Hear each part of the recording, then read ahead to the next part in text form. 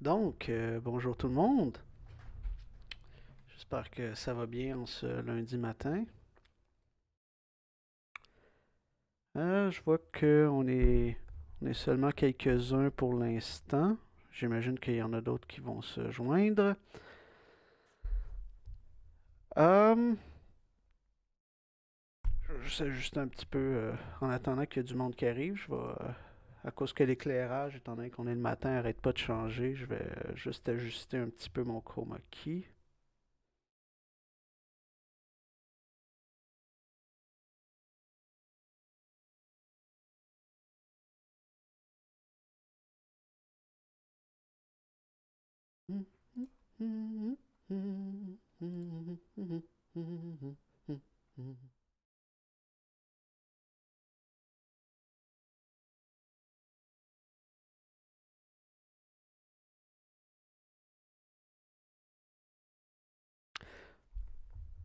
Bon, je pense qu'on a notre monde là. Je vois qu'on est presque une trentaine, c'est habituellement ce qu'on a.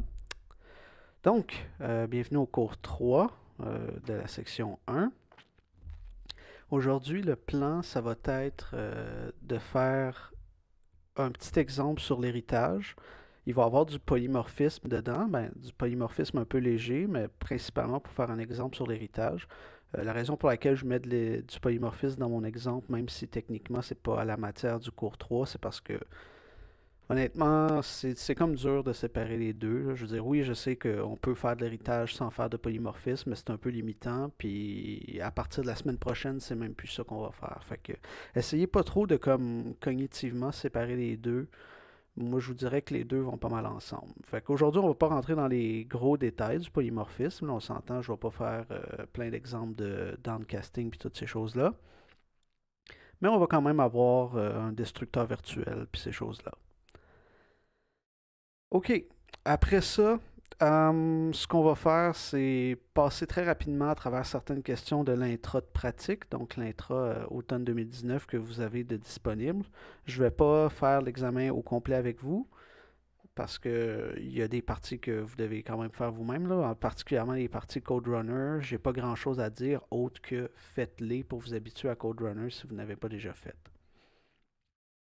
Puis après ça, ben, ça va être tout. Cet après-midi, je vois qu'il y a un groupe d'étudiants qui voulaient poser des questions. Fait que il risque d'y avoir une séance Discord organisée par quelqu'un dans laquelle je vais répondre aux questions. Là, c'est sûr que je vais pas passer mon après-midi à faire ça, mais je vais quand même répondre aux questions au moins de bonne heure.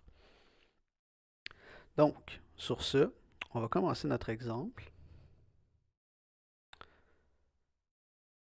Les seuls trucs de polymorphisme que je vais utiliser, ça va être essentiellement les méthodes virtuelles pures, donc les classes abstraites, puis les destructeurs virtuels.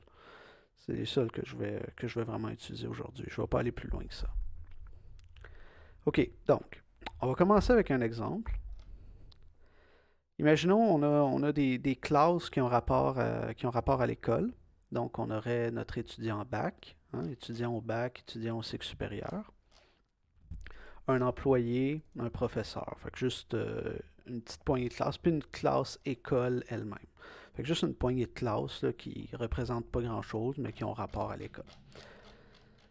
On va regarder quel code que j'ai fait déjà, puis on va rajouter l'héritage par-dessus ça. Donc, on va regarder étudiant bac. Donc, qu'est-ce qu'un étudiant au bac? Comment je l'ai défini? Ben, je l'ai défini de la façon la plus simple possible, c'est-à-dire ça a un matricule, qui est un nombre, un programme d'études qui est une string et une cote globale qui sont GPA qui est bien sûr un nombre réel. Puis qu'est-ce que je peux faire avec un étudiant bac? Ben, je peux le construire avec un matricule puis un nom de programme. On remarque ici que j'ai pas mis de constructeur par défaut et que mes attributs, pas mes attributs, mais mes paramètres ici n'ont pas de valeur par défaut non plus. Donc on se rappelle, si on a un constructeur par paramètre, alors le compilateur ne va pas nous générer un constructeur par défaut automatiquement. Donc je ne peux pas construire par défaut un étudiant bac sans lui donner un matricule parce que ça n'aurait pas de sens. Je juge que dans le contexte, ça n'aurait pas de sens de construire un étudiant sans y mettre son matricule. J'ai mis juste un petit égal default pour le destructeur. J'aurais pu juste ne pas l'écrire, mais on va voir que ça va falloir l'écrire de toute façon. quelles sont les opérations que je peux faire? Ben, je peux mettre à jour le GPA d'un étudiant, bien sûr. Je peux obtenir son matricule, je peux obtenir son GPA. On remarque que je ne peux pas changer son matricule parce que j'ai décidé que dans le contexte, ça n'avait pas de sens de changer le matricule d'un étudiant on the fly. Et j'ai fait juste une petite méthode qui est un peu plus grosse, qui est changer programme. Donc, si on veut changer de programme, on va voir dans notre cas au département pour les étudiants au bac, il faut aller voir Julie. On change de programme, puis Julie nous dit que c'est fait, par exemple. Maintenant, un étudiant au cycle supérieur. Ça a aussi un matricule, un programme d'études et un GPA, mais un étudiant au cycle supérieur, ça a aussi un superviseur, qui est un prof. Donc, quand je construis mon étudiant au cycle supérieur, je le construis avec un matricule, un programme et un superviseur. Encore là, pas de constructeur par défaut. J'aurais pu mettre mon destructeur égal default, mais là, je ne l'ai pas mis. C'est pas super important. Donc là, on a l'air d'avoir à peu près le même code. Hein? Je peux mettre à jour le GPA, je peux obtenir le matricule, obtenir le GPA. Là, je peux obtenir son superviseur et je peux changer son superviseur. Donc ça, c'est un peu différent d'un étudiant au bac. Puis pour changer le programme, ben, c'est légèrement différent. Hein? C'est pas la même personne qu'il faut aller voir quand on est au cycle supérieur et quand on est au bac. Fait qu'on peut voir rapidement comme ça, là, sans même aller dans le reste, là, on va juste regarder ces deux classes-là. On peut voir qu'il y a clairement une grosse répétition de code entre les deux classes. Hein, un étudiant au bac et un étudiant au cycle supérieur, ça a beaucoup de choses en commun parce qu'ultimement, les deux sont des étudiants. Puis la seule chose qu'ils sont capables de faire les deux, mais qui diffèrent, c'est changer programme. Fait clairement qu'on voit qu'il y aurait un héritage qui pourrait être fait ici. On va observer qu'est-ce que j'ai dit, c'est un étudiant au bac puis un étudiant au cycle supérieur, les deux, c'est un étudiant. Ce sont des étudiants. Mais on s'entend que juste étudiant, si on ne sait pas il est dans quel grade, si on ne sait pas il est dans quel programme, ça ne veut pas dire grand-chose. Hein. On s'entend que tu ne peux pas être juste étudiant. Il faut que tu sois étudiant en quelque chose. Ça pourrait nous donner comme indice que si j'étais pour avoir une classe étudiant au-dessus d'étudiant bac puis étudiant cycle supérieur, ce serait probablement une classe abstraite. Fait que ce qu'on va faire, c'est qu'on va se faire une classe étudiant. Puis dans ma classe étudiant, je vais réunir ce que ont en commun toutes les sortes d'étudiants. Donc, que ce soit au bac ou au cycle supérieur. Fait que qu'est-ce que j'ai? J'ai ces données-là qu'il y a ici.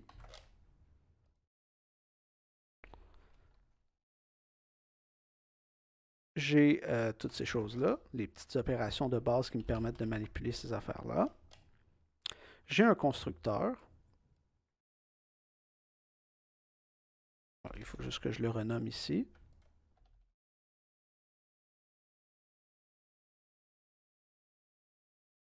Puis j'ai changé programme.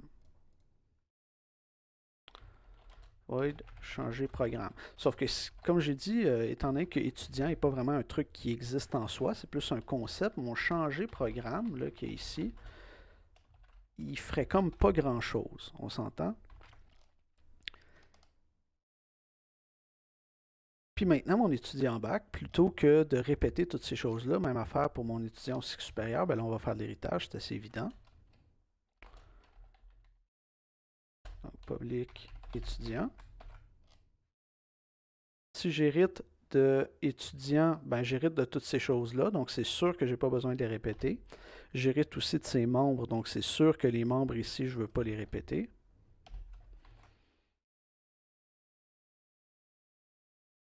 Puis ici, mon constructeur que j'ai mis là, on s'entend que je pourrais le faire bêtement.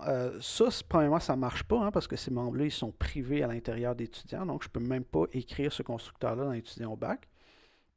Ce que je devrais plutôt faire, c'est déléguer ma construction au constructeur de sa classe de base. Donc, étudiant comme ça, qui prend son matricule et son programme. Sauf qu'on s'entend que ça veut juste dire réutilise le constructeur de la classe de base. Là, c'est pas si pire, j'en ai rien qu'un. Si j'en avais 10 des constructeurs comme ça serait un peu poche de devoir les écrire les 10. Fait qu'un petit truc d'efficacité que je peux vous donner,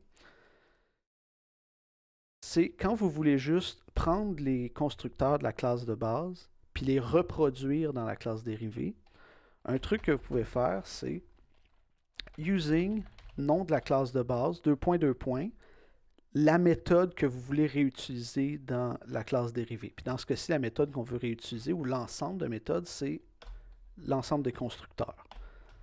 Fait que comme ça. Fait que using étudiant, autrement dit, using les constructeurs de la classe étudiant, qui est la classe parent.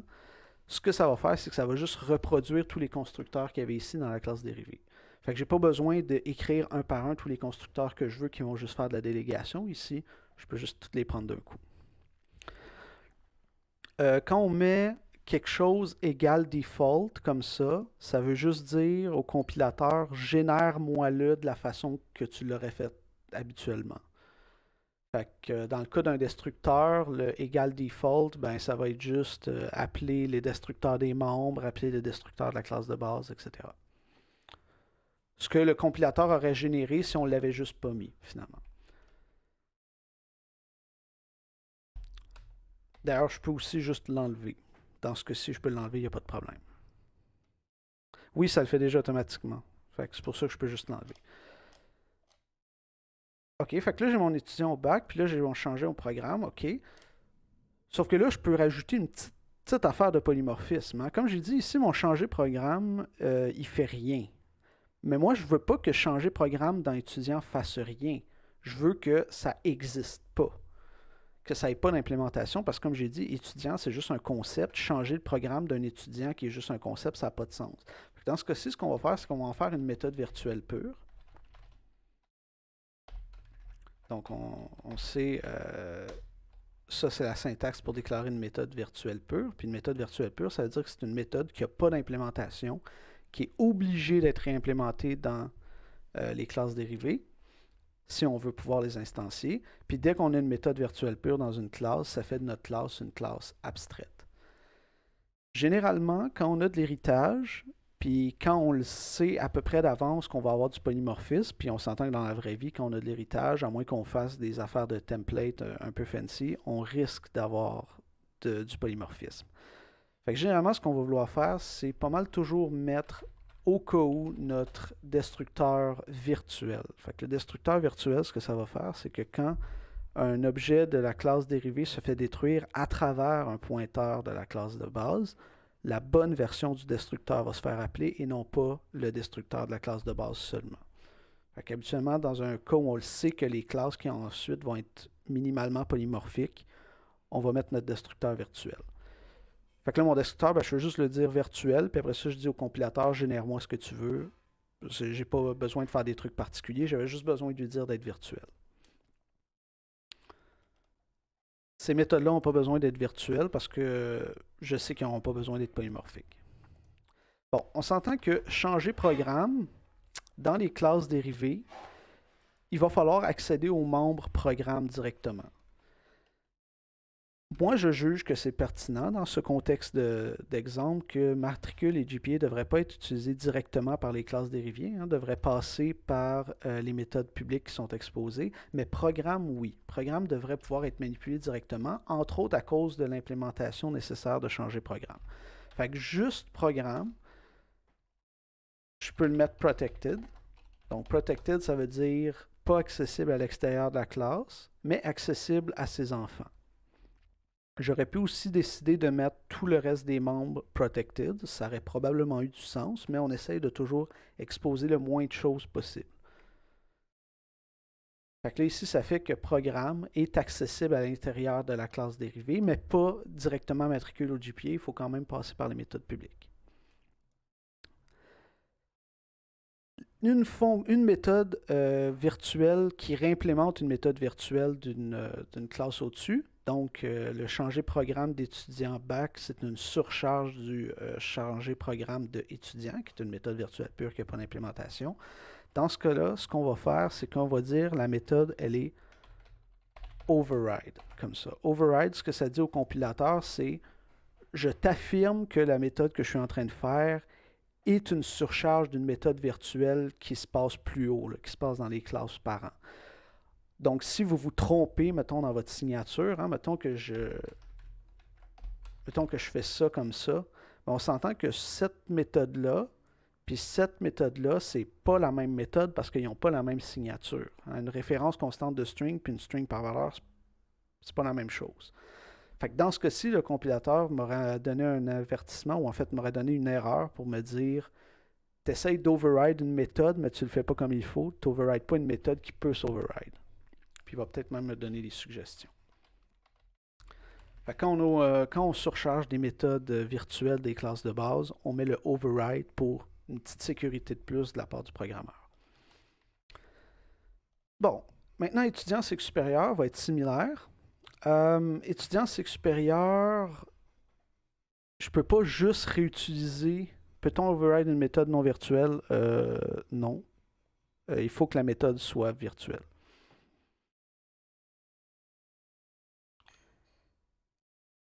En fait, généralement, on va juste pas mettre le mot-clé override si c'est pas virtuel. Si on met étudiant cycle supérieur, là, ici, on ne peut pas faire le petit truc bien le fun qu'on a fait là parce que notre constructeur il est un peu différent. Hein, j'ai un paramètre de plus, fait que j'ai des choses de plus à faire. Fait qu'ici, ce que je veux faire, c'est que la partie de étudiant cycle supérieur qui appartient à étudiant, elle, je vais déléguer à étudiant. Donc, étudiant matricule programme, parce que de toute façon, je ne peux pas initialiser moi-même ces membres-là, ils sont privés dans la classe de base. Puis ensuite, ben, superviseur se fait mettre dans superviseur. Fait que j'avais juste une petite chose de plus à faire, mais je ne répète pas mon code, je quand même vais déléguer mon constructeur d'étudiants. C'est quoi l'avantage d'avoir mis la méthode virtuelle dans la classe de base?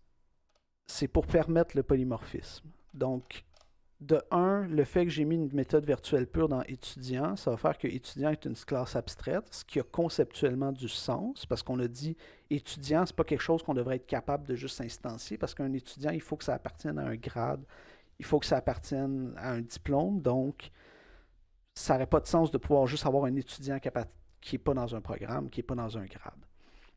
Fait que ça a du sens que ce soit une classe abstraite. Puis de le mettre virtuel, ben, ça va faire que ensuite le polymorphisme va fonctionner. Donc si j'appelle changer programme sur un pointeur de type étudiant, mais qui pointe réellement vers un étudiant au bac ou un étudiant au cycle supérieur, ça va appeler la bonne chose.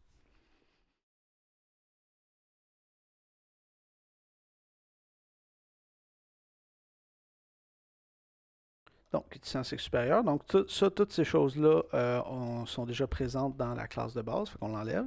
Get superviseur, changer superviseur, c'est ce qui est spécifique à étudiant cycle supérieur, fait que ça c'est bon. Changer programme, c'est bon. On ajoute notre override juste pour être sûr. Matricule programme GPA, c'est plus bon.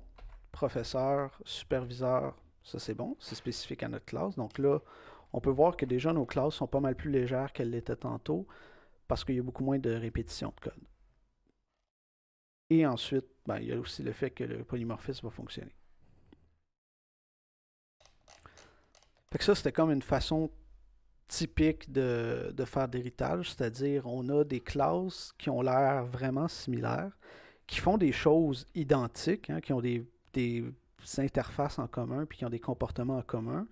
Fait qu'on va rassembler ces comportements en commun-là dans une classe de base dont chacun va hériter. Comme ça, ça nous permet d'utiliser le polymorphisme si on l'en veut. Dans ce cas-ci, j'ai fait une classe abstraite, ça aurait pu ne pas l'être aussi. Mais surtout, ça fait que j'évite la répétition de code. Donc, moins j'ai de code répété, moins j'ai de chances d'avoir de bugs. Fait que ça, ce serait pour la partie étudiant. Maintenant, mettons un employé. On va faire à peu près la même logique. Un employé, c'est quoi? Ça juste. Moi, j'ai dit que ça avait juste un matricule. Encore là, j'ai mis un petit destructeur qui fait rien, ou en fait qui est fait par défaut. Je peux obtenir le matricule, je ne peux pas le changer parce que j'ai dit que dans mon contexte, ça n'avait pas de sens de changer le matricule on the fly. Puis un employé, ben, j'ai dit, pour simplifier les choses, j'ai dit que le comportement principal d'un employé, c'est de travailler. Sauf que là, on s'entend qu'un employé, ça ne veut rien dire. Hein? Encore là, un peu comme notre affaire d'étudiant, si un employé n'a pas un poste, travailler, ça ne veut rien dire. Il faut qu'un employé soit un employé spécialisé, il faut que ça ait un poste pour être capable de travailler. Fait que mon travailler ici, il est vide, mais probablement qu'en fait, plutôt, je voudrais encore là que ce soit une méthode virtuelle pure. Donc là, employé devient encore là une classe abstraite. Parce que, comme je dis, un employé, c'est juste c'est juste un concept. C'est pas quelque chose de concret. Un professeur, c'est une concrétisation d'un employé, par exemple. Puis encore là, juste pour être sûr, parce que si j'ai une méthode virtuelle pure, c'est sûr que je vais avoir du polymorphisme. Donc si je veux avoir du polymorphisme, je mets mon destructeur virtuel. Est-ce qu'on a besoin de destructeurs avec les pointeurs intelligents? C'est pas qu'on n'a pas besoin de destructeur, c'est que le destructeur généré par le compilateur va faire tout ce que tu as besoin. Fait que, genre, pensez pas à ah, j'ai pas besoin de destructeur. Tu as toujours besoin d'un destructeur, il y en a toujours un qui est là, à part dans les quelques cas des types triviaux. Mais il y en a un qui va être généré. Fait que ouais, la réponse est plutôt tu vas pas avoir besoin d'en écrire un toi-même si tout ce que tu veux faire, c'est libérer la mémoire qu'il y a dans les pointeurs intelligents, le compilateur va le faire pour toi. Parce que chacun des membres se fait détruire, puis le destructeur d'un pointeur intelligent, ça libère sa mémoire. Maintenant, professeur. Bon, ben professeur, c'est clairement un employé. Fait que quand on dit que un A est un B, c'est habituellement la syntaxe qu'on va dire pour représenter l'héritage. Donc, si un professeur est un employé, alors professeur peut faire tout ce qu'un employé fait, en plus de ce que fait un professeur, donc ça va être l'héritage. Doit-on déclarer un destructeur virtuel pour chaque méthode virtuelle? Je ne suis pas sûr de comprendre la question. Tu déclares un destructeur par classe et non pas par méthode. Hmm. Généralement, comme je disais, le destructeur, tu vas le mettre virtuel si tu sais que la classe va être utilisée dans un contexte polymorphique ou si tu soupçonnes fortement qu'elle va être utilisée dans un contexte polymorphique. Au prochain cours, je vais revenir un peu plus en détail sur la pensée qu'il faut avoir par rapport aux trucs virtuels et les problèmes de performance, mais quand tu sais là, que tu as un doute, ou même juste un doute que ça va être polymorphique, tu mets ton destructeur virtuel. Donc, professeur est un employé. Hein, on voit que j'ai toujours fait de l'héritage public. Ça veut dire que ce qui était public dans étudiant reste public dans étudiant bac. Ce qui était public ici, j'ai oublié d'ailleurs de faire mon héritage dans mon étudiant au cycle supérieur. Ça fait d'ailleurs un bout de temps que je n'ai pas compilé et ça augure mal parce que je fais toujours plein d'erreurs quand j'écris du code. Fait que c'est une assez mauvaise idée d'oublier de compiler avant un bout de temps. Bon, on va finir notre professeur, puis après ça, on passera genre 5 minutes à régler mes erreurs niaiseuses parce que je ne sais pas écrire. Donc, encore là, professeur, P matricule, même affaire que. Hein, ici, P matricule, là, même affaire qu'employé. Fait que ça, ce que je vais faire, c'est le même truc que j'ai fait dans étudiant bac, c'est-à-dire je vais juste dire using employé comme ça. Donc je réutilise le constructeur d'employé.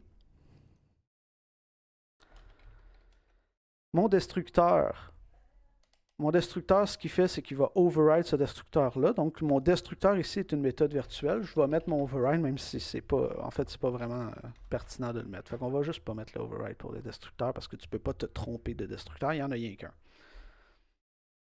Qu'est-ce qu'il y a de particulier, mon destructeur de professeur? C'est que quand je détruis un professeur, je passe à travers sa liste d'étudiants. Hein, si on regarde ici, là, le seul membre que j'ai dans professeur, c'est une liste des étudiants qui supervisent. Donc, si on regarde le comportement que je permets dans ma classe professeur, on voit qu'un prof, ça peut superviser des étudiants, puis ça peut travailler. Fait on va faire semblant que c'est juste ça que ça peut faire un prof. Remarquez que travailler, ça peut couvrir bien des affaires. Donc, mon instructeur, ce qu'il fait, c'est que pour chacun de ses étudiants, il s'enlève comme superviseur. Donc, quand je détruis un professeur, il s'enlève comme superviseur aux étudiants. Fait que ça a du sens. Je peux ajouter un étudiant. Donc, qu'est-ce que je fais ici, c'est si l'étudiant n'est pas déjà supervisé, puis comment je fais, c'est que je fais une recherche à l'intérieur de mon tableau avec une petite méthode utilitaire trouver étudiant, hein, une méthode que j'ai mis privée. Donc ici, ma méthode privée, j'ai décidé de la mettre privée parce que trouver un étudiant à partir d'un matricule, Pour la classe professeur, j'ai jugé que c'était pas pertinent d'être exposé. C'était juste une classe, c'était une méthode utilitaire à l'intérieur de la classe. Fait que je la laisse ici privée.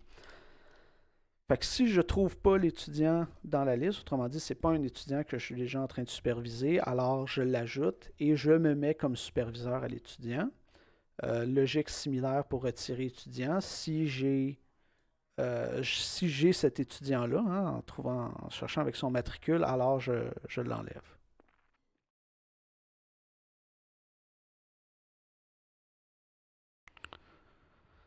Dans le chat, il y a une petite discussion. Ah ouais.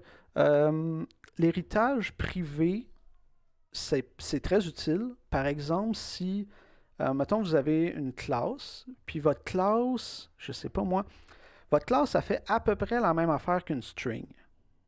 Fait qu'elle aurait comme besoin d'avoir des affaires qu'une string a, c'est-à-dire un tableau de caractères, puis un opérateur d'affectation, puis l'opérateur d'addition, tout ça. Mais que dans votre classe dérivée, vous ne voulez pas exposer ce comportement-là de string. Hein? Donc, vous avez la partie publique de votre classe que vous allez écrire vous-même, mais la partie publique de string, vous ne voulez pas qu'elle soit publique dans votre classe dérivée pour une raison quelconque. Alors, si vous faites de l'héritage privé ou de l'héritage protégé, ce qui était public dans la classe de base, mettons string dans notre exemple niaiseux, ça va devenir privé ou protégé dans la classe de base. Fait que ce que ça fait, c'est quand même un peu particulier comme utilisation, c'est que ça sert à cacher l'interface publique de la classe de base. Voyez-le comme ça. Puis il y a des cas très pertinents où on va avoir besoin de le faire. OK.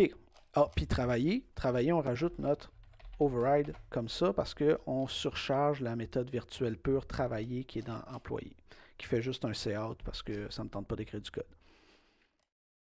OK. Est-ce que ça compile? J'en doute très très fortement. Et c'est ça. Et c'est ça. OK.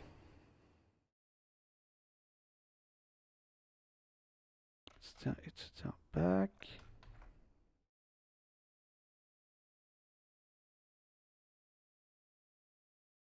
J'ai mis plein d'affaires. J'ai mis toute ma classe privée dans étudiant parce que je suis niaiseux puis j'ai effacé le public sans m'en rendre compte. Donc ça, toujours une mauvaise idée, hein? Qui l'a cru, c'est la seule erreur que j'avais. Je me surprends moi-même.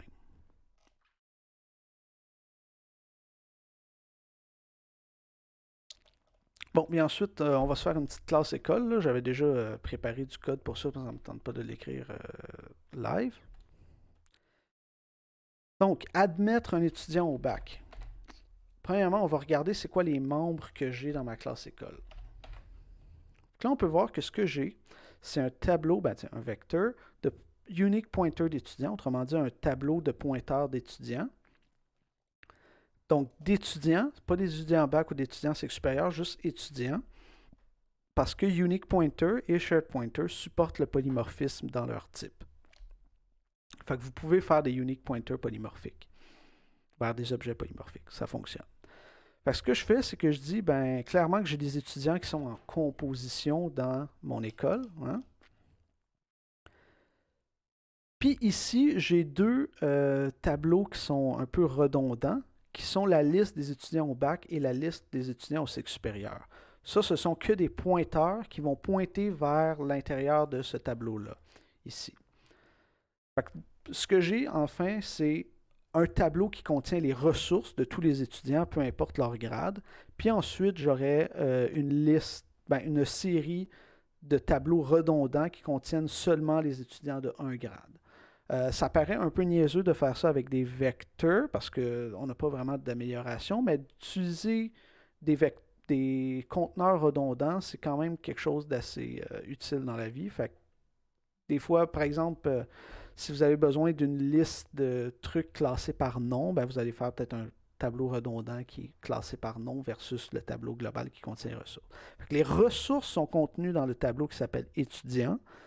Et étudiant bac et étudiant cycle supérieur ne contiennent pas les ressources, contiennent juste des références vers les ressources. Fait que si je regarde comment je fais pour admettre un étudiant au bac, autrement dit, ajouter un étudiant au bac, Ben, ce que je fais, c'est que j'ajoute un unique pointer, donc j'alloue ma ressource avec un make unique. Je fais un make unique d'étudiant back hein, pour appeler le constructeur d'étudiant back, mais je le rajoute dans un vecteur de étudiant, de unique pointer de étudiant. Mais comme je vous ai dit, le polymorphisme et donc le upcasting fonctionne avec les unique pointers. Fait que le unique pointer va croire que c'est un étudiant, mais en réalité, ça pointe vers un étudiant bac, puis le polymorphisme va marcher. Fait que je fais ça. Puis ensuite, je l'ajoute dans la liste des étudiants au bac. Qu'est-ce que j'ajoute? C'est un pointeur vers le truc que je viens juste d'ajouter. Donc, pas un unique, pas un shared, juste un pointeur brut. Exactement la même logique dans admettre au cycle supérieur. Hein. C'est juste que là, je vais construire avec un étudiant au cycle supérieur. Et ici, les paramètres nécessaires. Puis encore là, qu'est-ce que je mets dans mon tableau de ressources? C'est la ressource nouvellement créée. Et dans étudiant sexsub, je vais juste mettre une référence vers ce que je viens de créer. Ben, un pointeur. Pointeur référence, ça revient au même. Puis finalement, une petite méthode qui me permet de trouver un étudiant à partir de son matricule. Fait qu'est-ce que je fais? Je fais juste passer à travers le tableau de tous les étudiants. Puis si le matricule match, je retourne l'adresse. Sinon, je retourne un pointeur nul. So far, so good. Qu'est-ce que je fais de pas correct? Pointer d'étudiant.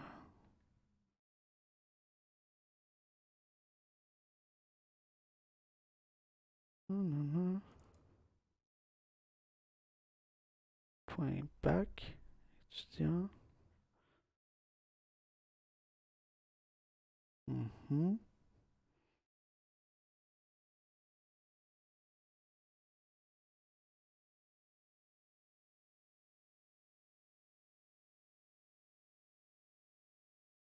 Ah, ouais, ici, ça aide pas. Comme je vous dis, je fais toujours des niaiseries quand j'écris.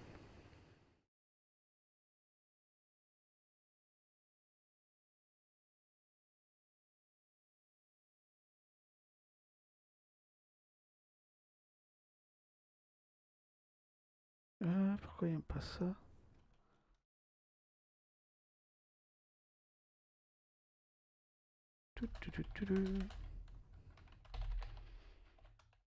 Point back, point get. Comme ça. Je pense que j'ai juste fait une mauvaise conversion.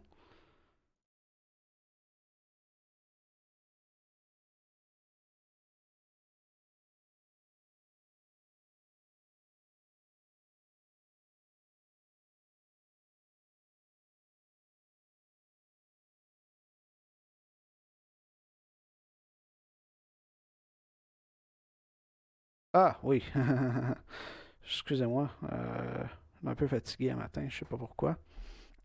OK, donc, PTR ici, ce que je crée ici, ça va être un unique pointer de étudiant bac, mais après ça, étudiant, lui, contient seulement des pointeurs d'étudiants. Fait que ce que je vais plutôt vouloir faire, ça va être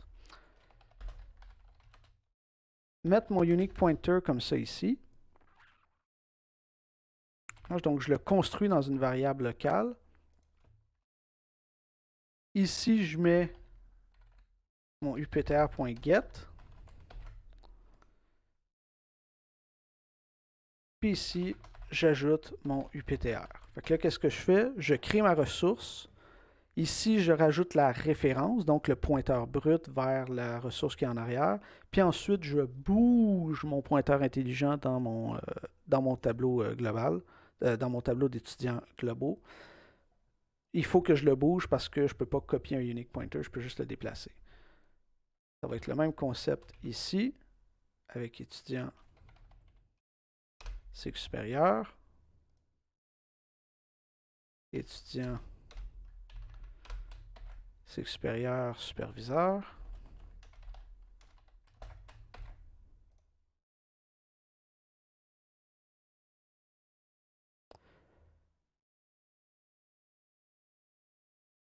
Non, on ne déréférence pas dans le move.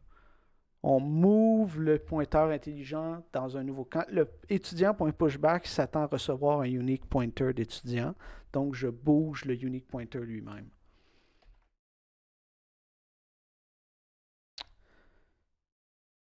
Puis c'est pas mal ça. Puis ici, trouver étudiant, ben c'est ça. Ici, j'avais juste oublié de faire le point get. Fait qu'il faut pas oublier de faire le point get pour obtenir le pointeur qui est en arrière et non pas le unique pointer lui-même.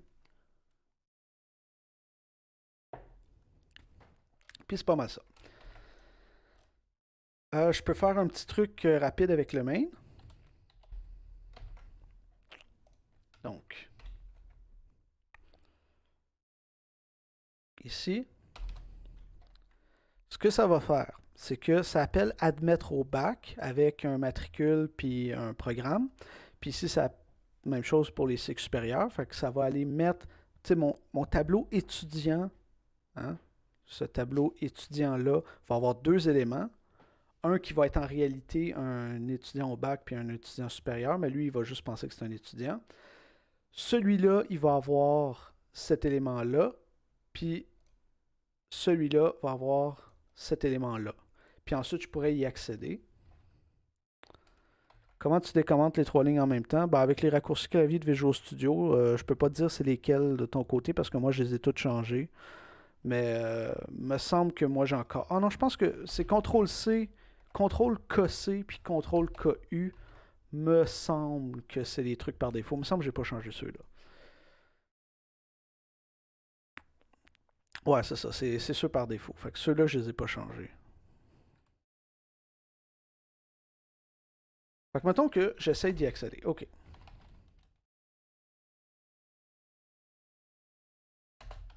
Égal. Puis là, je ferai, mettons, trouver étudiant. Puis là, je lui passe le matricule de l'étudiant qui est au bac.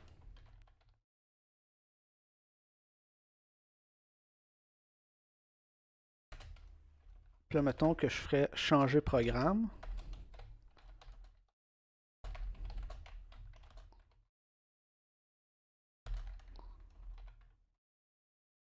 Donc, je le mets dans un programme quelconque ici.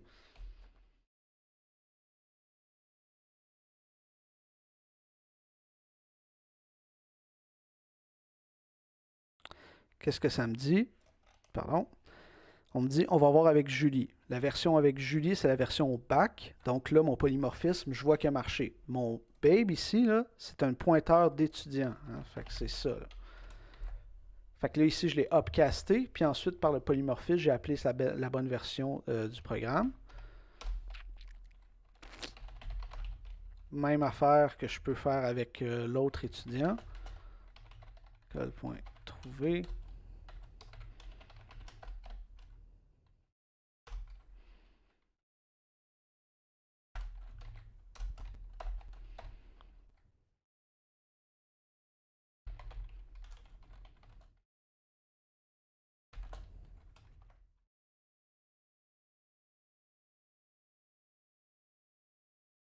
Puis quand je l'exécute, ça va exécuter la bonne version. Donc ici, premier appel va voir avec Julie, deuxième appel va voir avec Brigitte, parce qu'en effet, mon polymorphisme a marché. Mon premier étudiant, là, celui que se matricule-là, c'est un étudiant au bac, celui que se matricule-là, c'est un étudiant à la maîtrise.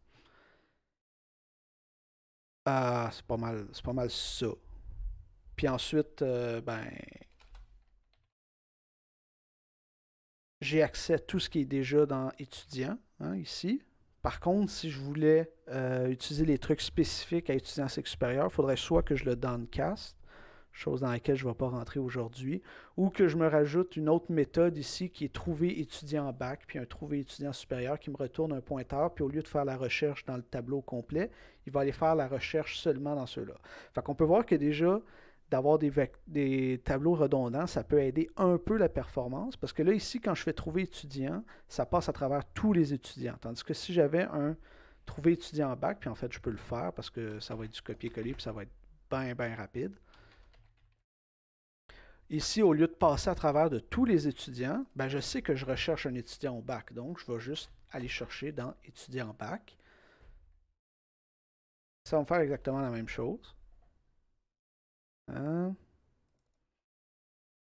Trouver étudiant bac. Oui, il faudrait que je donne un nom différent. Puis même affaire pour trouver étudiant SecSup.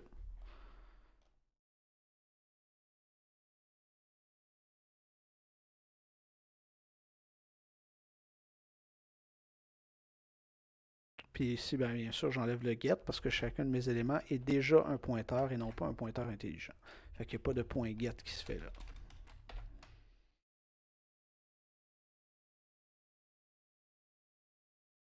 Fait qu'ici, étudiant cycle supérieur égale école point trouver étudiant cycle supérieur. Puis là, j'y passe son matricule.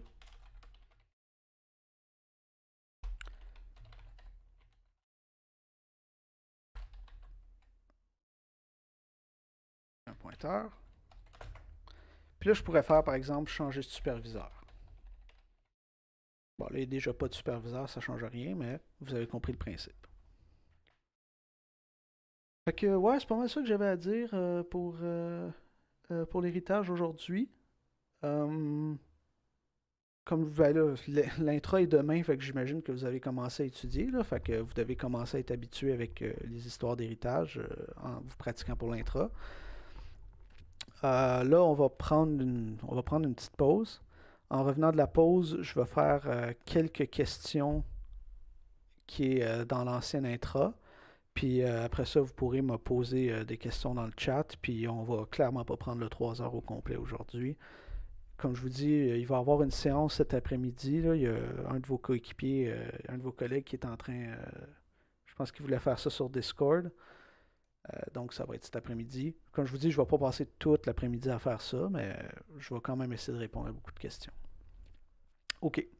Fait qu'on prend une pause d'une dizaine de minutes. On revient, mettons, à 10h45, give or take. Puis après ça, on va travailler un peu dans l'intra A2019 que je vais faire avec vous. Seulement quelques questions. Je ne vais pas le faire au complet parce que vous devez le faire aussi par vous-même. Donc, on se revoit tout à l'heure.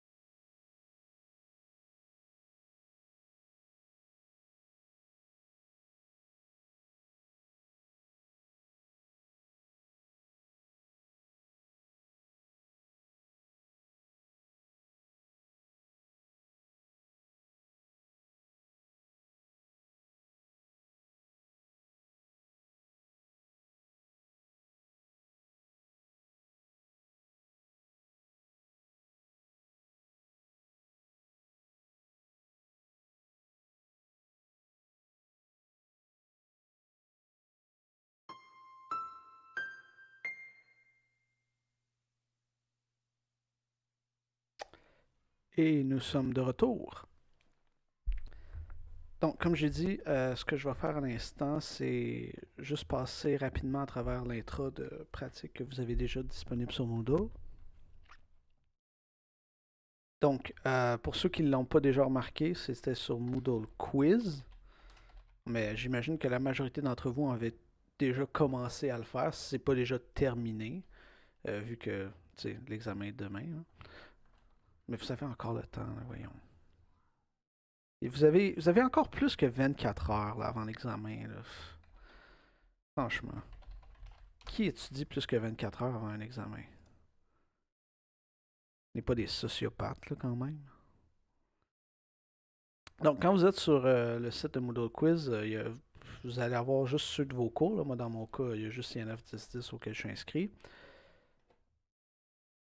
Puis, dans le fond, si vous regardez, le seul que vous avez de disponible ici, c'est celui-là.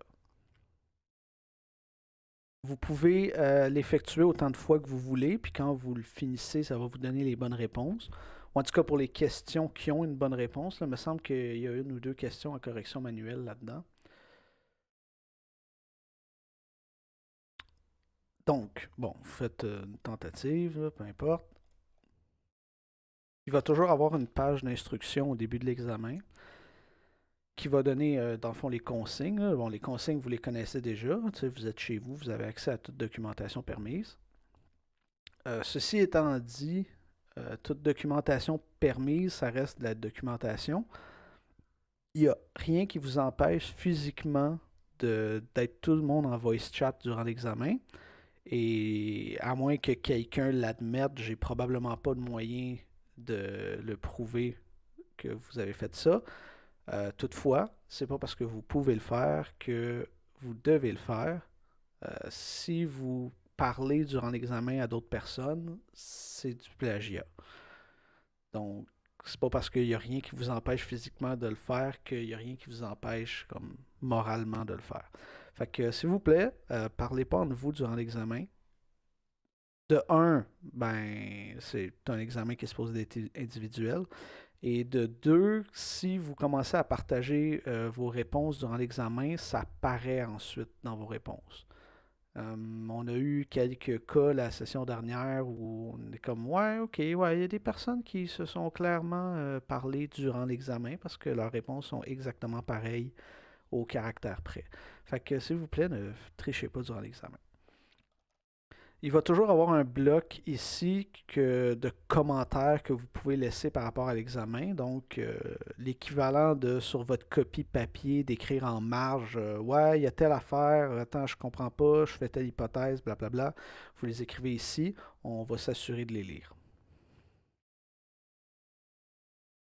Puis, habituellement, le test il va être séparé là, comme ça en sections, comme section de matière ou section logique. Fait que question en vrac, c'est des petites questions à choix de réponse auxquelles vous êtes capable de répondre quand même assez rapidement. Puis qui ont rapport à toute la matière qui est couverte par l'intra. Puis ensuite, bon, ici, dans ce cas-là, il y avait du polymorphisme à l'intra parce que j'imagine que, premièrement, c'était à l'automne, là, fait que la session est répartie un peu différemment. Fait que les autres, il y avait du polymorphisme à l'intra. Demain, vous n'en avez pas. Mais comme je vous dis, même si vous n'avez pas de polymorphisme à l'intra, essayez pas de comme séparer les deux choses dans votre tête. Ça marche pas. Les deux choses vont ensemble. Mais quand même, il n'y en a pas demain. Location dynamique, composition, agrégation. Bon, vous avez probablement remarqué dans les anciens examens, là, pas juste celui-là, mais si vous êtes allé regarder les anciennes versions qui étaient papier, qu'il y avait beaucoup de new et de delete. Ça, c'est parce que avant cet hiver, on enseignait les pointeurs intelligents à la toute fin de la session, tandis que maintenant, on les enseigne dès le début. Fait que c'est pour ça que dans l'examen, même si dans les examens de pratique que vous voyez, il y a des new et des delete, demain, on ne vous en demandera pas. On va vous faire travailler avec des pointeurs intelligents et on va vous poser des questions sur les pointeurs intelligents. Mais vous savez faire de la location dynamique manuelle, là. C'est pour ça qu'on ne vous évalue pas là-dessus, c'est parce qu'on sait que vous savez déjà le faire, en théorie. Parce que vous avez passé le premier cours de prog, en théorie. Puis c'est ça. Fait que ce que je vais faire, c'est que je vais passer à travers les questions en vrac, Puis les questions de concept qui nécessitent pas d'écrire beaucoup de code, ou je vais peut-être en faire juste une qui nécessite d'écrire du code, parce que je veux que les questions Code Runner, vous les faites de votre côté, ce qui est probablement déjà fait si vous avez commencé votre étude. Fait que mettons, on va commencer avec ce qui est écrit ici dans les questions en vrac. Si une classe voiture possède une référence vers un objet de la classe volant, il s'agirait forcément d'agrégation. Là, ici, c'est important de faire la différence entre une référence. Là, ici, il est écrit référence, hein, pas un pointeur. Un pointeur, ça pourrait être de l'agrégation, ça pourrait être de la composition, parce qu'on peut faire de l'allocation dynamique dans un pointeur, auquel cas on possède la ressource, ou le pointeur peut être utilisé seulement comme une référence qui pointe vers un autre truc. Ici, on dit spécifiquement une référence. Même si vous pouvez comme physiquement faire un new dans une référence, là, par exemple, il n'y a rien qui vous empêche de faire, mettons, ça, là.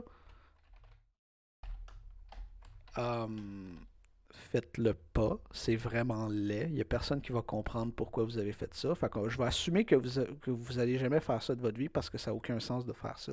Mais si vous pouvez le faire techniquement. Fait qu'une référence, généralement, ce que ça fait, c'est que ça va pointer vers genre un autre objet. Et si ça pointe vers un autre objet, mais que ça ne possède pas la ressource, forcément, ça va être de l'agrégation. Fait qu'ici, la réponse, c'est bel et bien vrai. La, la, la référence peut seulement être en agrégation. Parce qu'on ne peut pas avoir une référence qui possède une ressource. Ça fait juste pointer vers une autre ressource. Est-ce que le code suivant compile? Bon, on est chanceux, le code il est particulièrement court, fait qu'on est capable d'aller voir assez vite c'est quoi qu'on essaye d'évaluer. Ici, là, tout ce qu'on a, c'est un constructeur par paramètre, puis ici, un appel de constructeur par défaut. Qu'est-ce que je dis depuis le début de la session? Quand vous avez un constructeur par paramètre, le compilateur ne va pas générer votre constructeur par défaut pour vous. Vous devez le faire explicitement. Ici, je n'ai pas de constructeur par défaut, puis je n'ai pas de valeur par défaut à mon paramètre. Donc, tout ce que j'ai, c'est un constructeur par paramètre. Fait qu'ici, ça ne compile pas parce que je ne peux pas construire par défaut mon A. Mon code ne compile pas.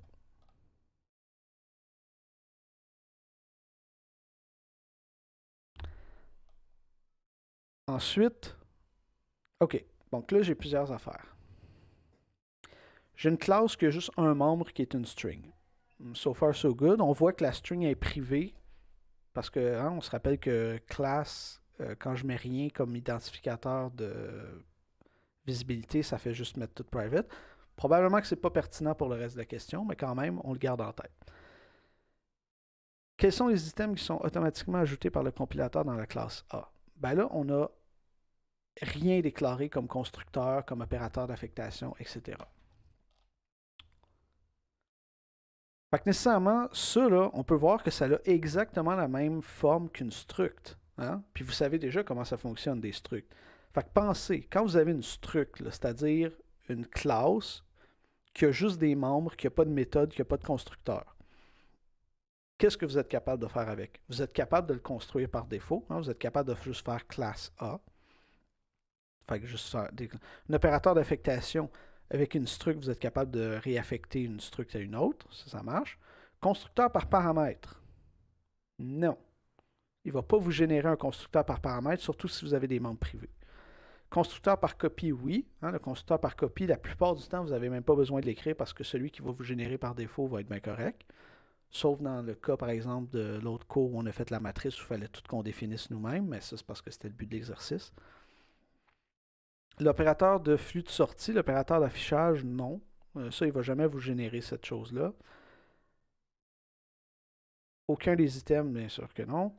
Le destructeur, ben, vous ne pouvez pas ne pas avoir de destructeur dans une classe, donc c'est sûr qu'il va vous en générer un. Et l'opérateur d'égalité, il ne va pas le générer. Donc, c'est bon. Comme je disais à l'autre groupe, apparemment que j'ai passé le cours. Est-ce que vous aurez les résultats de l'intra la semaine suivante? Ah, ça dépend du temps que ça me prend pour corriger, là. Je vais essayer. Je vous fais pas de promesses, mais je vais essayer. Ou en fait, plutôt, on va essayer de faire, on s'arrange pour faire l'examen qui soit le plus possible d'être corrigé automatiquement. C'est sûr que si j'ai beaucoup de corrections manuelles à faire, non, mais je vais essayer. Je vais essayer. Donc, est-ce que le code est valide? Là, j'ai quand même plusieurs lignes. Fait bon, c'est sûr qu'une des choses qu'on pourrait faire, c'est juste aller le copier-coller dans Visual Studio puis voir si ça compile. Mais peut-être que c'est pas exactement ça qu'on nous demande, fait qu'on va quand même les lire nous-mêmes. J'ai une constante, j'ai un tableau statique qui est alloué grâce à cette constante-là, donc ça marche. Hein, je peux seulement allouer un tableau statique à partir d'une constante de compilation. Je passe à travers le tableau, puis je lui affecte un new. Est-ce que je peux faire un new dans chacun des éléments? Oui, parce que chacun des éléments est un pointeur d'employé. Fait que ça, ce code-là, il est valide. Il n'y avait pas grand-chose à dire là-dessus.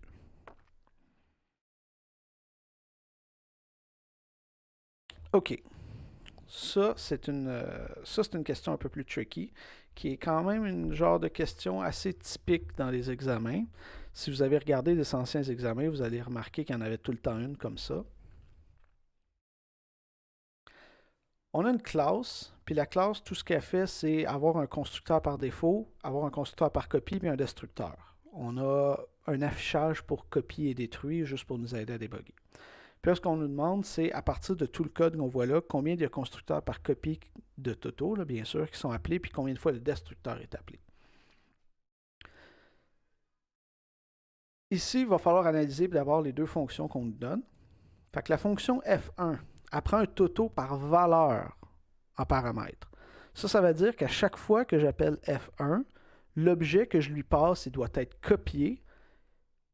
Fait que le paramètre T1 qui est ici, ça va être une copie de l'objet qui a été passé. Puis cet objet-là se fait détruire à la fin de la fonction comme si c'était une variable locale. Puis ensuite, ici, j'ai mon T2 égale T1, autrement dit, construction par copie de T2 à partir de T1. T2 est encore là une variable locale de la classe. Donc, elle se fait détruire à la fin de l'appel. Jusque-là, ça va. Ensuite, F2. Le paramètre est passé par référence, donc j'ai pas nécessairement de copie. En fait, j'en ai juste pas, là. Pas nécessairement, il n'y en a pas. Ensuite, j'ai T2 qui est construit par copie à partir de T1. Fait que c'est sûr que j'ai un constructeur par copie qui est appelé ici. Puis ensuite, je retourne T1, mais je le retourne par valeur. Fait que c'est pas T2 que je retourne, c'est T1. Ça veut dire que T2 reste une variable locale. T2 va se faire détruire à la fin de la fonction. T1 se fait retourner par valeur. Fait qu'il pourrait y avoir une copie quand je vais le retourner.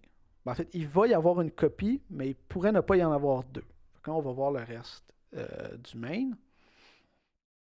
Fait que d'abord, T1 égale Toto.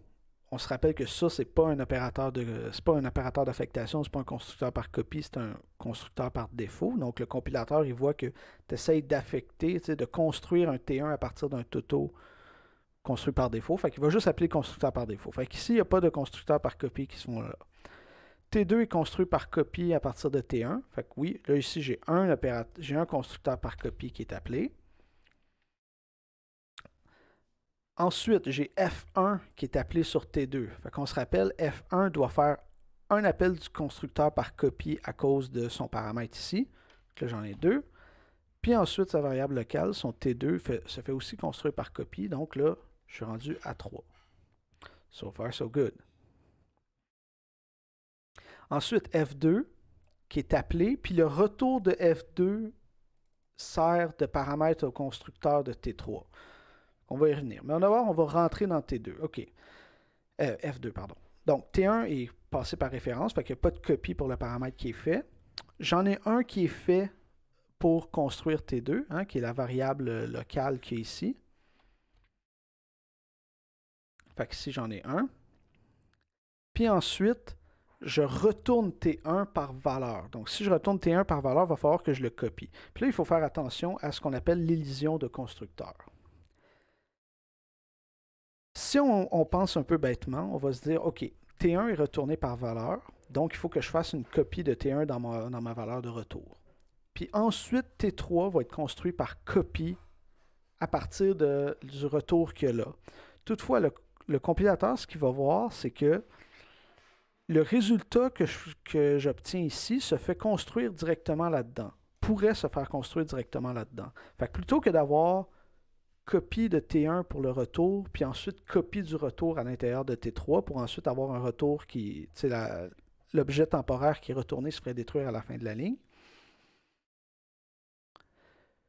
L'élision de constructeur va faire en sorte que ça, le résultat de F2, hein, le return T1 qui est là, va se faire construire directement dans T3.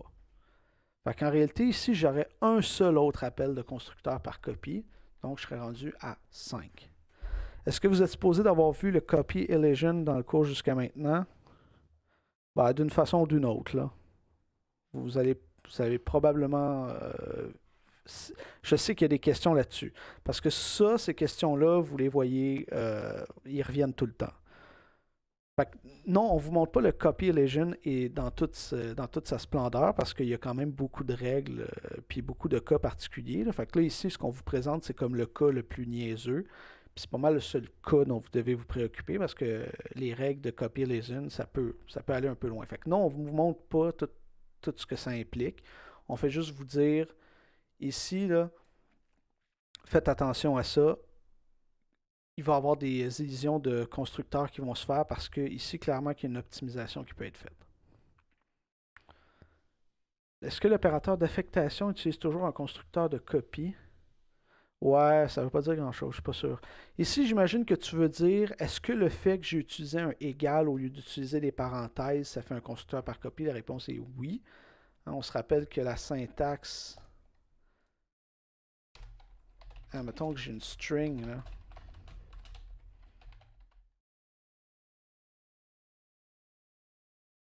Ça, c'est la même chose que ça. Les deux font un appel au constructeur par copie. Non, je vous dirais que ça, c'est pas mal... Ben, que vous devriez connaître. Oui, vous devriez savoir c'est quoi si vous voulez faire du C++ minimalement sérieux. Là. Vous devez connaître comme le langage que vous manipulez. En TD, vous allez devoir faire minimalement attention à ça aussi. Mais ça, je vous dirais que c'est pas mal le cas le plus courant des liaisons de constructeurs. C'est quand vous avez un retour par valeur, mais qui se fait construire ensuite par copie à l'intérieur d'un autre objet. On va construire la valeur de retour directement dans l'objet qui devrait le recevoir. Si on surcharge l'opérateur, ça, là, qu'il y ait un opérateur égal ou pas, c'est que j'ai défini un opérateur d'affectation, ça ne va pas plus l'appeler. Ça, quand je construis mon objet puis que je fais égal un autre objet, c'est le constructeur par copie. Ou même le constructeur par paramètre, là, dépendamment de ce qu'on a, s'il n'est pas explicite. Fait que ça, c'est pour le nombre de constructeurs par copie. Ensuite, le nombre de destructeurs, ben ça, il faut juste compter le nombre. C'est un petit peu plus facile, il faut juste compter le nombre d'objets qui seront fait détruire. Fait qu'ici, j'ai une déclaration, c'est bon. Dans T2, ici, j'ai mon T1 qui se fait détruire, hein, parce que mon T1 va agir comme une variable locale. J'ai mon T2 qui se fait détruire parce que c'est une variable locale. Donc, à la fin de l'appel de T1, j'ai deux appels de destructeurs. Ici, dans F2, j'ai cette variable locale-là qui se fait détruire à la fin de la méthode. Donc, j'en ai un troisième. À cause de l'élision de constructeur dont on vient de parler, il n'y a pas d'objet temporaire qui se fait détruire à la fin de la ligne. Fait que le résultat de T1 ici se fait construire directement dans T3. Là, je suis rendu à la fin du main. À la fin du main, je détruis toutes les variables locales du main. Puis j'en ai combien? J'en ai 1, 2, 3. Donc 3 appels de destructeur de plus. Je suis rendu à 6. Et voilà. Là, c'est sûr que j'ai fait ça extrêmement lentement pour expliquer tout ce qui se passe dans ma tête quand je lis le code pour être capable de répondre à la question, mais on s'entend que vous êtes capable de répondre à ça quand même assez rapidement, juste en comptant les choses. Là. On va pas essayer de vous pogner avec des petites niaiseries dans des questions comme ça, faites-vous-en pas. Notre but, c'est juste de vérifier que vous avez compris c'est quoi les constructeurs par copie et les destructeurs. Bon, héritage et polymorphisme, ça, voyez-vous, ça va être des questions Code Runner. Fait que si vous n'êtes pas habitué à ça ou si vous n'avez pas déjà fait cet examen-là pour vous pratiquer, essentiellement, on va vous donner toujours une mise en situation comme ça, comme dans n'importe quelle question. Fait que ça, c'est l'équivalent Moodle Quiz des questions de code qu'on vous demande dans les examens papier. Donc, quand on vous demande d'écrire du code sur un bout de papier, ben là, au lieu de vous le demander juste sur un bout de papier, on vous demande de le faire pour vrai. Fait que là, ce que vous faites ici, c'est que vous écrivez du vrai code. Ça a l'avantage d'être du vrai code que vous pouvez tester, que vous pouvez compiler, mais ça veut aussi dire que vous pouvez le compiler. Fait que quand vous êtes dans un examen papier, puis que, je sais pas moi, vous oubliez un point-virgule ou que vous faites une faute d'écriture dans un nom de variable qui est insignifiant, là, qui ne change pas le sens de ce qui se passe, on ne vous enlève jamais des points pour ça. Là, par contre, vous avez un compilateur devant vous. Ouais, ça, c'est sûr que vous ne pouvez pas tout faire ces questions-là. Ben, vous êtes capable. Là. Le polymorphisme, c'est pas même dur dans cette question-là, mais quand même, c'est pas à l'intra. Mon point est que vous avez un compilateur devant vous, puis comme la molle le dit dans le courriel, si vous faites un code qui ne compile pas, ben, vous n'avez aucun point. Là. Si vous êtes chanceux, je vais peut-être repasser par-dessus pour vous donner des points d'effort, genre un point 1 sur 2 ou un truc comme ça, là, mais fiez-vous-y pas. Parce que vous avez un compilateur devant vous. Là. Ça, c'est comme l'examen pratique en INF 1005C, là, ceux qui l'ont fait. Vous avez un compilateur, vous avez votre environnement de développement, il n'y a rien, vous n'avez pas d'excuse pour que ça ne compile pas. Une fois que ça compile, on roule des tests pour vous qui sont exactement ceux qu'on vous montre. Fait qu'on vous dit exactement c'est quoi le code qu'on utilise pour tester votre code, c'est quoi le résultat attendu pour chacun des tests. On exécute les tests, puis vous avez des points selon le nombre de tests que vous passez. Durant l'examen, ici, là, vous voyez qu'il y a un petit régime de pénalité. Ça, c'est parce que ce qu'on peut faire dans Moodle Quiz, dans ce qu'on appelle une question Code Runner, comme ça, c'est qu'on peut dire à chaque fois que tu exécutes des tests qui ne passent pas, tu perds des points de ta note maximale. Fait que si tu réussis à passer tous les tests après 3 essais, tu n'aurais pas 100%. Ce qu'on a fait, c'est qu'on a plus ou moins enlevé ça, parce que je trouve ça parfaitement respectable d'exécuter un test, une batterie de tests 3-4 fois avant d'avoir la bonne réponse. Puis pour moi, ça vaut encore 100%. Par contre, si vous dépassez, mettons, 5 essais, alors que vous avez peut-être 2-3 tests qui sont fournis, puis peut-être une dizaine de lignes de code à écrire, si vous êtes rendu au-dessus de 5 essais, c'est peut-être parce que là, vous êtes en train de faire de l'essai-erreur, puis vous n'avez pas trop ce que vous faites. Fait que là, vous allez commencer à perdre des points. Mais je vous dirais, à l'examen, là, à peu près 5 premiers essais sont gratuits, dépendamment des questions. Les questions de une ligne sont un petit peu plus sévères.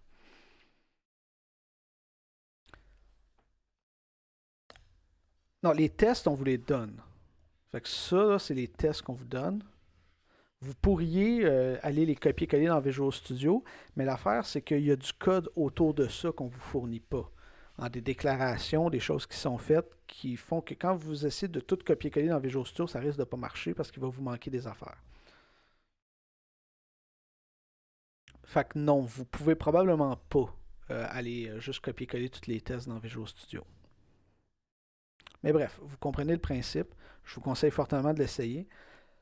Ce que vous pouvez faire, par contre, c'est juste le code qu'il y a là. Vous pouvez juste aller, mettons, le copier-coller dans Visual Studio, ne serait-ce que pour être capable d'utiliser l'éditeur de Visual Studio qui a, mettons, vos couleurs. Là, comme vous pouvez voir, mes couleurs sont un peu excentriques parce que je les aime comme ça.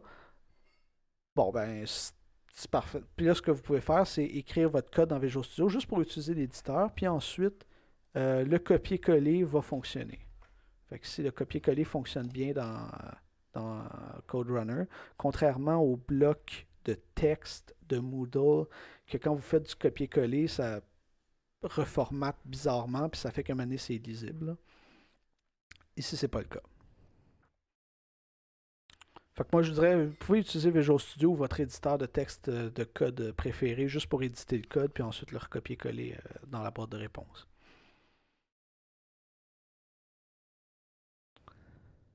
Non, non, non, attention.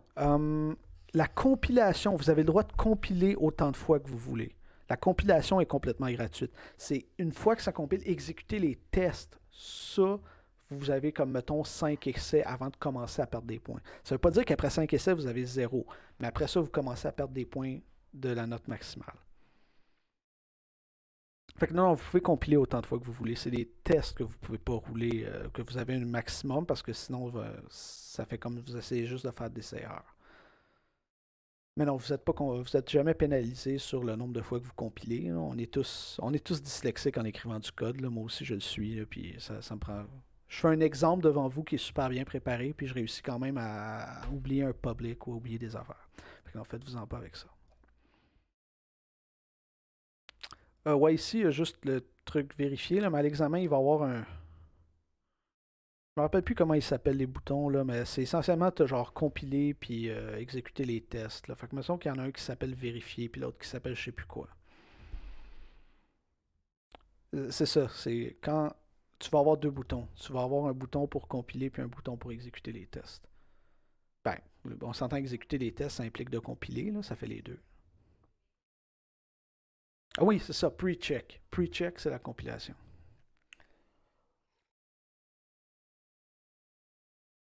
OK, fait que c'est pas mal ça. Il est rendu 11h15. Ouais, OK, je vais faire ça. Donc là, ici, c'est la question allocation dynamique, composition, agrégation. Ben là, vous remplacez dans votre tête des new et des delete par des unique pointers, ça fait la même job. Vous êtes, vous êtes capable d'être logique.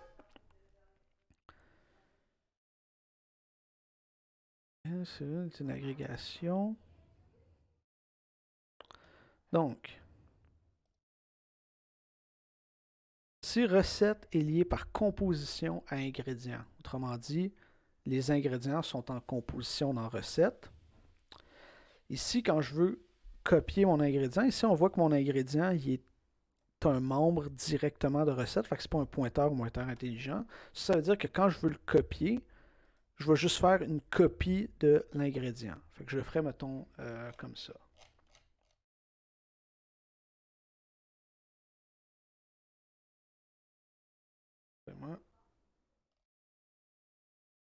Ouais, ouais, c'est sûr que vous n'aurez pas à faire des destructeurs qui font de la désallocation. Vous pourriez avoir des destructeurs qui font des opérations spéciales, mais pas spécifiquement pour la désallocation. Donc, mettons ça, ce serait clairement juste ce que je veux si je suis en composition. Là, ici, c'est assez simple. Je vais juste faire l'appel du constructeur par copie de mon ingrédient. Puis si mon destructeur, ben, il ferait rien. Là. Ici, j'ai pas besoin de destructeur. Juste appeler le destructeur qui est généré par le compilateur, ça va détruire l'ingrédient. Fait que ça va. Recette est liée par composition à ingrédient.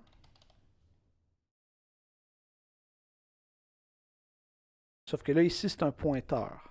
Bon, si c'est un pointeur puis c'est en composition, il risque d'avoir de l'allocation dynamique. Dans notre cas, ce serait peut-être un unique pointer. Mais bref, vous êtes capable de faire de l'allocation manuelle, ça ne devrait pas vous déstabiliser. Fait qu'ici, mon ingrédient, je passe un pointeur en paramètre, mais attention, il ne faut pas que je copie d'adresse, il faut que je fasse une copie profonde. Donc, j'alloue de la mémoire dans mon ingrédient qui est ici, et ensuite, je copie ce qu'il y avait dans celui-là. Donc, ça aurait l'air de quelque chose comme. Et voilà, celui-là. Comme ça. J'aurais préféré avec la liste d'initialisation, mais c'est bon, ça marche. Fait que ce que je fais, c'est que j'alloue un nouvel ingrédient, puis j'appelle son constructeur par copie avec le déréférencement de celui-là. Fait que so far so good, puis ici, ben, j'aurai mon petit delete.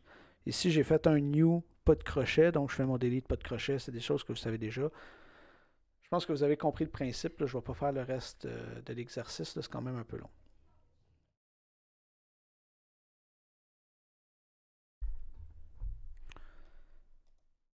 Puis ensuite, concept de base, bon, moi, dans l'examen, je ne vous demanderai pas d'écrire. Mettons que c'est. Ici, je vous ferai un bloc Code Runner. Inquiétez-vous pas à l'examen, je ne vais pas vous demander d'écrire du code dans une boîte de texte parce que je sais que le copier-coller ne fonctionne pas.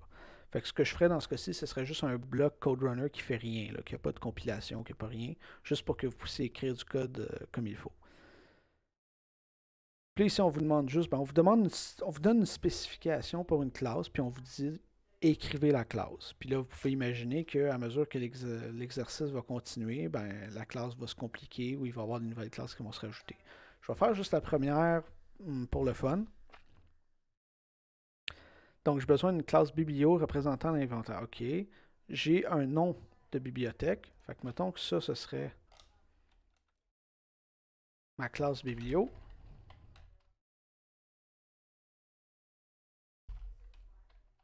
Fait que dans mes membres privés,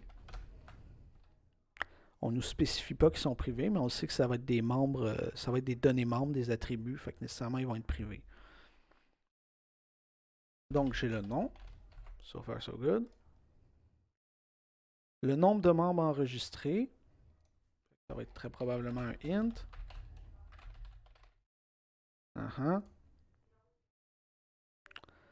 Un constructeur par paramètre qui permet de construire ces deux affaires-là avec des valeurs par défaut, puis des méthodes d'accès. OK.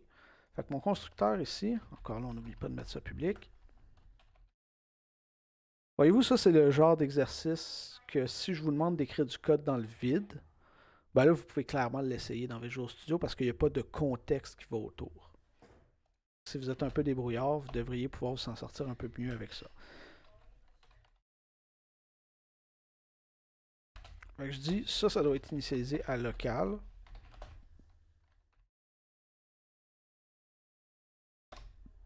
Puis ça doit être initialisé par 0. Ici, on vous oblige à faire un constructeur par paramètre qui a des valeurs par défaut pour chacun des arguments. J'aurais pu aussi vous dire, arrangez-vous pour que ça marche, auquel cas vous auriez pu faire votre constructeur par paramètre, comme ça, vous auriez pu faire un qui n'a pas les valeurs par défaut, faites l'initialisation ici, mais là, on vous force à le faire. Bon, là, c'est des choses que vous savez, c'est rien de déstabilisant pour vous.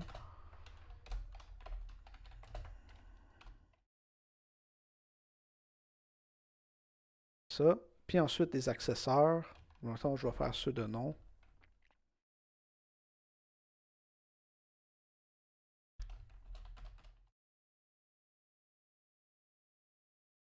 On se rappelle que les accessoires qui ne modifient pas, on les laisse constants.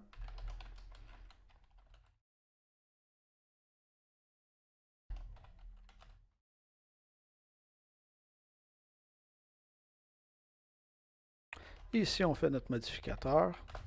Tout simplement comme ça. Puis l'autre, ben, c'est la même affaire. Vous avez compris le principe.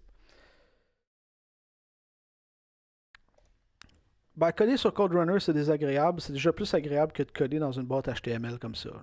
Mais moi, je vous dis, écrivez votre code dans votre éditeur préféré puis faites un copier-coller. Le copier-coller fonctionne super bien. Entre autres, un truc que vous pouvez faire, que vous ne pouvez pas faire ailleurs, c'est le tab. Fait que si vous voulez écrire directement dans CodeRunner, ça marche relativement bien. Vous pouvez faire des tabs.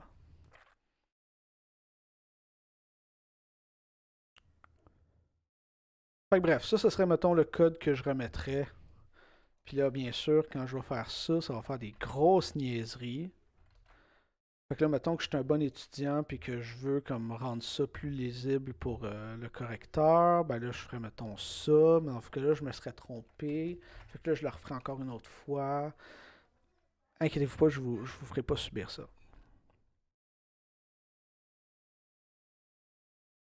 Oh, les moyennes d'intro sont...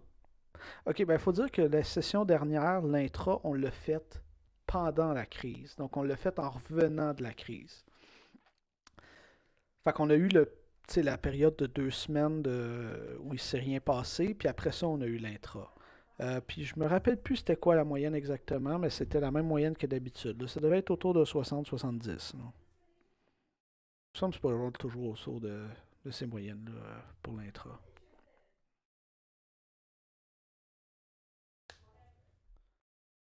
C'est pas mal ça.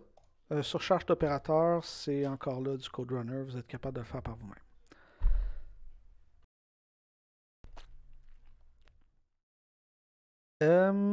C'est pas mal juste ça que j'avais à vous dire. En tout cas, du moins pour la préparation à l'intra. Comme je vous dis, tantôt, je vais faire une période de questions avec ceux qui me le demandent. Je vais pas passer tout mon après-midi à faire ça, mais je vais quand même répondre aux questions. Non, non, non, tu vas pas pouvoir accéder direct. Ça va être comme pour les quiz. Tu peux, ça serait une assez mauvaise idée si tu pouvais accéder à tes réponses parce que ça veut dire que la première personne qui a fini l'examen a toutes les réponses de l'examen. Fait que tu peux voir que ça peut être problématique. Non, ça va être comme pour les quiz. Vous ne verrez pas vos réponses à la fin, puis on va vous les donner toutes d'un coup après avoir corrigé parce qu'il va y avoir quand même des questions qui sont. Non, parce qu'il y a peut-être des questions qui nécessitent une petite évaluation manuelle. Fait que ça va être comme pour les quiz. Dans un des quiz, il y avait un truc qui avait nécessité une évaluation manuelle de ma part. Je me rappelle plus dans lequel, là, mais je me rappelle que j'ai dû le faire. Fait que non, on va pas vous donner les résultats à la fin de l'examen. On va vous le donner comme on ferait d'habitude après que j'ai fini de corriger. Ouais, c'est sûr que d'avoir juste ton résultat, juste ton pointage pour des questions à vrai ou faux, ça te donne la réponse, là, mais non, vous avez pas vos résultats à la fin de l'examen. Patience. Et oui, vous voulez pas ça. Moi, j'ai pas envie de voir mes réponses, de voir mon pointage à la fin d'un examen. C'est déjà assez stressant, un examen. Si, bolac. Bon. Comment savoir si on utilise constring? Euh, ici, là, get non. Bon, premièrement, on s'entend que le paramètre que j'ai ici, puis le paramètre que j'ai ici, je le modifie pas. Fait que si je ne le modifie pas, alors je le passe par référence constante. Si j'avais besoin de le modifier, je l'aurais passé par référence non constante. Le passage par valeur, on va garder ça pour les types primitifs qu'on aurait passé par référence constante, juste parce que c'est une petite affaire plus vite, à cause qu'il y a un niveau de référencement de moins. Mais si tu ne modifies pas le paramètre référence constante. Puis ici, pourquoi je retourne par référence constante, c'est juste parce que mon accesseur, je ne veux pas qu'il fasse une copie de la string à chaque fois que je l'appelle. Ce serait un accesseur qui est vraiment lourd s'il faisait une copie de la string à chaque fois. Pardon. Oui, généralement, si tes tests réussissent, tu as tes points, là.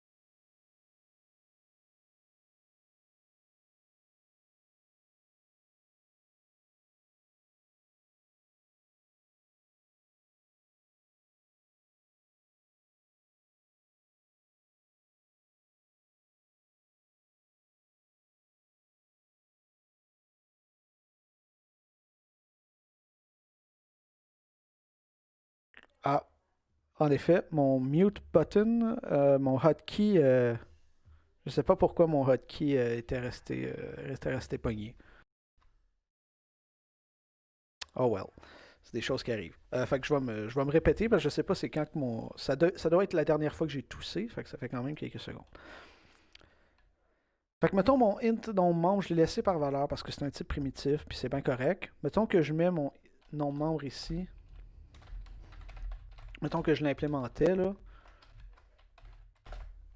Je le ferais comme ça. Je le retournerais par valeur parce que c'est pas coûteux de retourner un int par valeur. S'il y a quoi que ce soit, c'est une petite affaire plus rapide. Puis mon set nom membre, là, mettons que je le faisais. Encore là, je le passerais par valeur.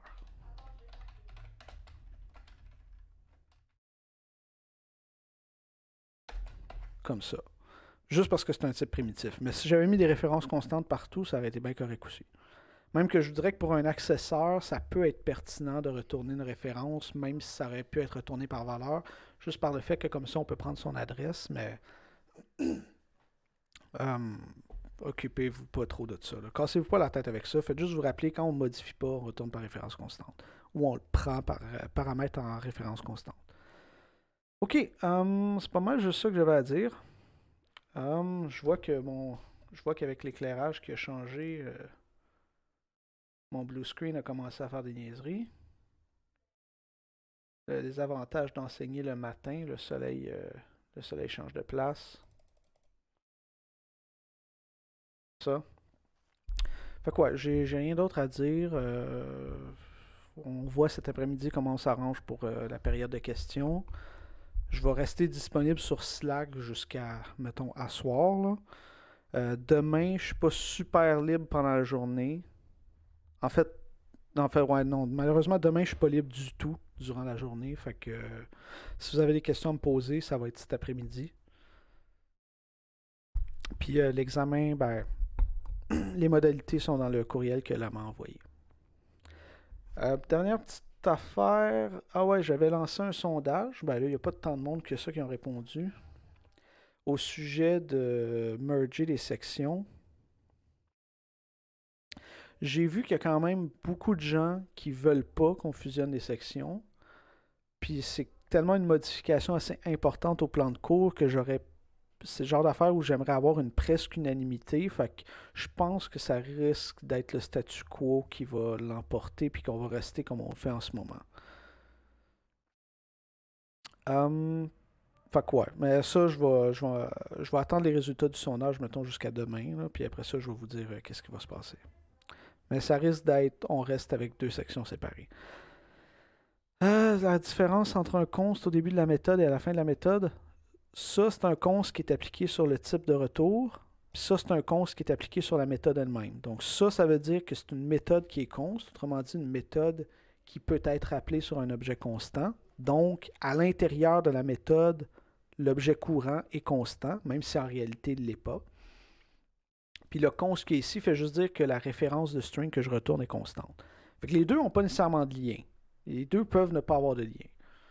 Je peux retourner une référence non constante à l'intérieur d'une méthode constante. Par exemple, si je fais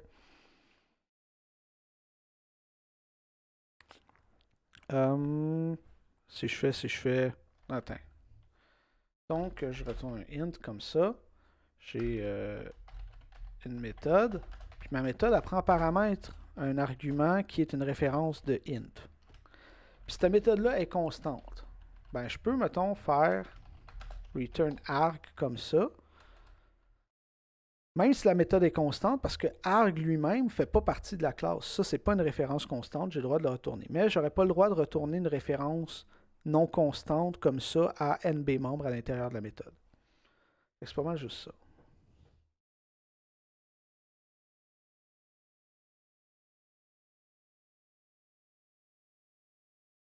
Mais ouais, comme je vous dis, pour ce qui est de merger les sections, il y a des bonnes chances que ça se passe juste pas, là, parce que je veux. J'imagine par deux cours très proches, tu voulais parler du fait que vous avez eu un cours jeudi, puis là, vous en avez eu un aujourd'hui, mais pour le reste de la session, c'est régulier, c'est mercredi, lundi, fait qu'il n'y a plus de cours proches qui vont se donner. C'est le cours de mercredi, c'est pas vous autres, là, c'est l'autre groupe. Fait que vous, votre prochain cours, il est lundi prochain. Il est exactement dans une semaine, puis l'autre va être une semaine après, puis l'autre une semaine après.